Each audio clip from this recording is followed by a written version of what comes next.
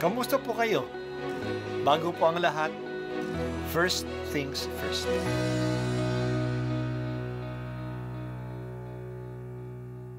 Good morning po. Sinisimulan po natin ngayon ang first things first. At dito po, tinatalakay natin sa unang bahagi ng umaga natin ay ang first readings na binabasa po sa banal na misa. Ito pong tinatalakay natin kasi madalas po kasi marami na tayong alam tungkol sa gospel readings. Pero konti po ang nagsasalita sa first readings. Pero ang first readings, bahagi din po yan ng Biblia, ng banal na kasulatan. Kaya susubaybayan po natin ang mga first readings, basahin po natin at kuminsan kailangan ng basahin ng 2 o 3 beses bago maintindihan kasi hindi po tayo familiar sa mga istorya at sa mga kaisipan na tinatalakay dito. Ang pagbasa mula sa mga gawa ng mga apostol. Noong mga araw na iyon, nagsalita si Pedro. Alam ninyo ang nangyari sa buong Judea na nagsimula sa Galilea nang mangaral si Juan tungkol sa binyag. Ang sinasabi ko'y tungkol kay Jesus na taga Nazaret. Ipinagkaloob sa kanya ng Diyos ang Espiritu Santo at ang kapangyarihan bilang katunayan na siya nga ang hinirang. Sapagkat sumasa kanya ang Diyos, saan man siya pumaroon ay gumagawa siya ng kabutihan at nagpapagaling sa lahat ng pinahihirapan ng diablo. Saksi kami sa lahat ng ginawa niya sa lupain ng mga Hudyo at sa Jerusalem. Gayunman, siya'y ipinako nila sa krus.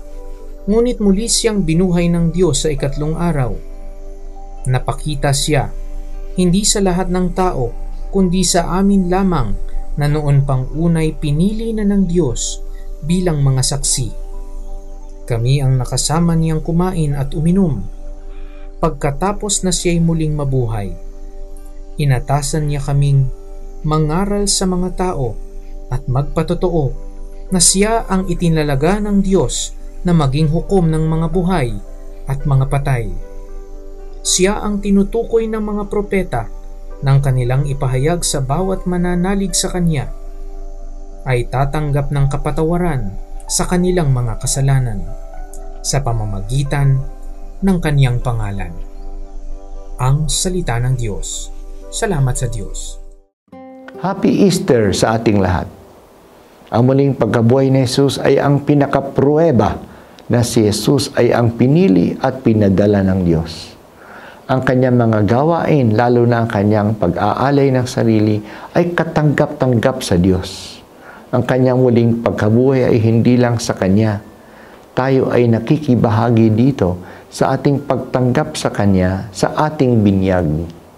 Nakakaroon din tayo ng bagong buhay sa ating pakikiisa kay Jesus. Kaya nga sinasabi natin, we are an Easter people and Alleluia is our song. Pinupuri natin ang Diyos sa dakilang gawain ito ng ating kaligtasan.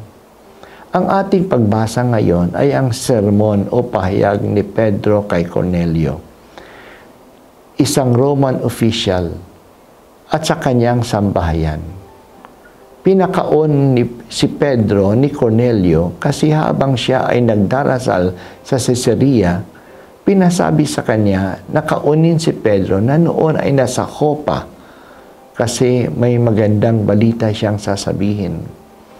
Kahit na si Cornelio isang paganong Romano, siya ay isang taong relihiyoso na naghahanap at nag-aabang sa Diyos. Pagdating ni Pedro sa kanilang bahay sa Caesarea, nagsimula nang magpahayag si Pedro tungkol kay Jesus. Ginagabayan si Jesus ng Espiritu Santo at saan man siya pumaroon, gumagawa siya ng mabuti, nagpapalayas ng demonyo at nagpapagaling sa mga may sakit. Sinabi ni Pedro na siya at ang mga kasama niya ay saksi sa mga kabutihan na ginawa ni Jesus. Ngunit si Jesus ay pinako sa krus. Ngunit muling nabuhay pagkaraan ng 3 araw. Nakita siya ng mga alagad at nakikain sila at nakikain siya sa kanila nung siya ay muling mabuhay na. Kaya ang mga alagad ay hindi lang saksi sa gawain ni Jesus bago siya mamatay. Sila ay mga saksi, lalong-lalo na ng kanyang muling pagkabuhay. Ngayon sila ay inatasan na ipangaral si Jesus, na siya ang itinutukoy ng mga propeta noon pa man at ngayon ang tatanggap sa kanya ng may pananampalataya ay tatanggap ng kapatawaran sa kanilang mga kasamaan. Ang pahayag ni Pedro ito ay ang kerigma, ng ibig sabihin, the core message of faith. Mahalaga sa core message na ito ay ang muling pagkabuhay ni Jesus. Tumatayong mga saksi ang mga apostol sa muling pagkabuhay ni Jesus. Ang buod ng pananampalatayang Kristiyano ay si Jesus ay namatay, si Jesus ay muling nabuhay, at si Jesus ay babalik muli. Ang mga apostol, ang mga tumatayong mga saksi at mga tagapagpahayag ng katotohanan ito. Katotohanang nagliligtas kasi ang lahat na tatanggap ng pahayag na ito ng may pananampalataya ay makikibahagi sa tagumpay ni Jesus laban sa kasamaan at kamatayan. Mula nung panahon ng mga apostol hanggang ngayon, ito ang pahayag ng simbahan. Ang sakramento ng binyag ay ang ating pakikiisa sa pagkamatay at pagkabuhay ni Jesus. Sa binyag, tinatakwil na natin si Satanas at ang kanyang gawain.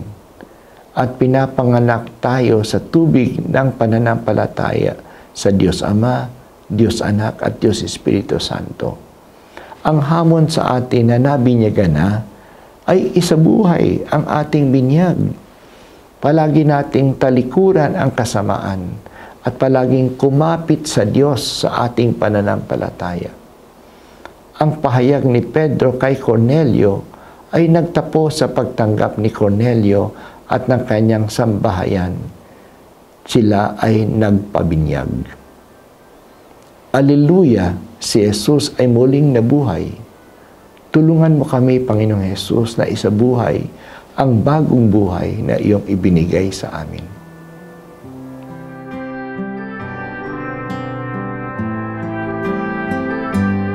At ako po ay si Bishop Broderick Pabilio dito sa First Things First.